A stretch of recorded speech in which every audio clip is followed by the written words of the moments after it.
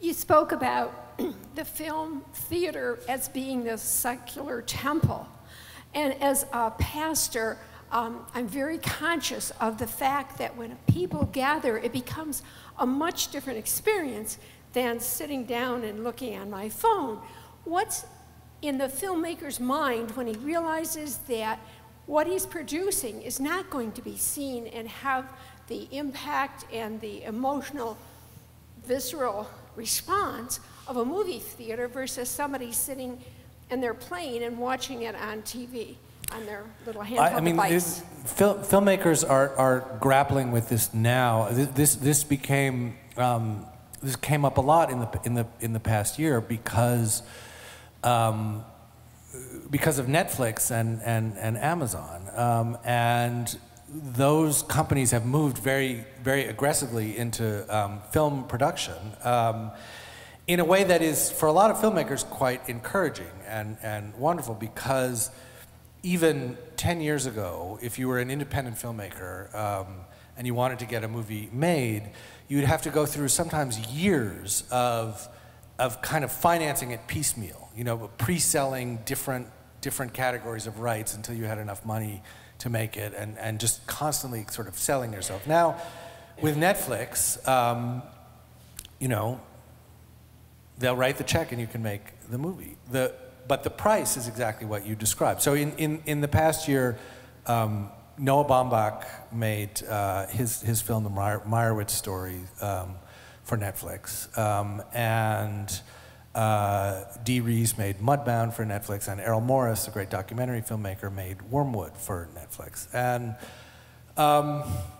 And all of them have, in interviews, kind of expressed some ambivalence about this, because they would prefer to have these things seen, you know, widely seen in theatrical conditions, but they would rather have them seen than not seen, or not made. And I guess I sort of come down that way too. You know, I would rather, you know, ideally, you would see a movie, you know, from a pristine print with correct lighting, in a comfortable seat, in a beautiful theater, with organic popcorn.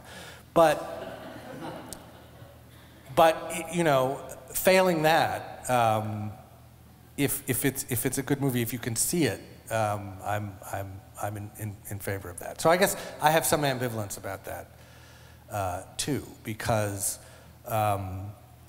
you know, but I would say more movies are available to more people than ever before, but that doesn't necessarily mean that they're being seen. I think another aspect of the theatrical experience that is maybe under-recognized is the kind of the specialness and the scarcity of it. That is, if you knew this movie that you read all about that was supposed to be this great movie was coming to town and it was going to show at the art house or at the museum, you know, for 3 nights, you'd go. But now, you know, you have your Filmstruck subscription, and it sits in your queue, and it's like, it's 3 hours long, it has subtitles, you know. You'll get around to it eventually, but it's kind of an inverse of the gentleman's question before, of like, there is so much that is great that you feel you must see, but it's exactly that stuff that is the hardest at any given moment to feel ready to see without a kind of an occasion around it. Well, yes. Yeah, and that speaks to, I mean, we've been talking for 3 days about what we call the communal aesthetic. Yeah. You know, that the energy level that's palpable in a theater, and how, unfortunately, I mean, we may be Luddites, but we're trying to hang on to that. Yeah, well, and I think that we do seek it out. I mean, and I think that young people actually seek it out quite a lot, partly because, you know, the people in this room are mostly old enough to have experienced this sort of alienation, this loss.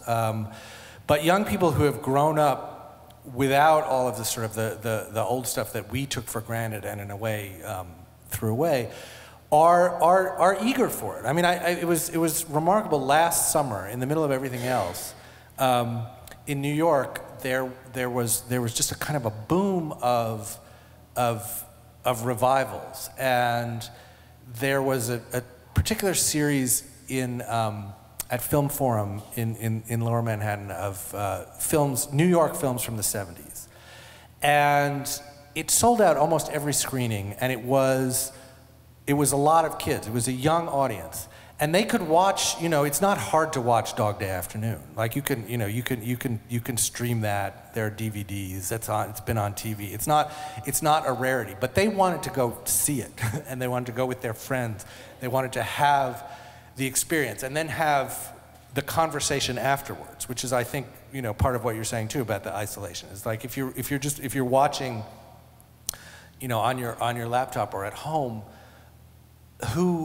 you don't have that sort of that feeling of who's in the room with you. You don't have the argument afterwards. You don't, in a way, fully own all of the dimensions of the experience. But I do think that one of the cliches about millennials, a word that's a cliche all by itself, is that they're interested in consuming experiences more than things, and among the experiences that I think they're hungry for, as the rest of us are those kind of real-time, communal, sort of fully undistracted experiences. Yeah, we love those. We're all about the great conversation, and that's what we've talked about. We have this theater we have Eden Bar next door now, where we can adjourn and go have a drink. And tonight after the show, we have the GladdeningLight Lounge, where we can go and engage in great conversation. Let's leave it there. I want to have Jay Boyar give us the last word, but comment 2 this afternoon, because there's plenty of time for additional Q&A, and we'll have everybody on the forum, and it'll be lively. But Jay, let's close. Well, really all I have to say is that I've certainly been fascinated by what's going on here, by your questions, by our speaker, and I think we should all once again recognize A.O.Scott for making such a wonderful talk.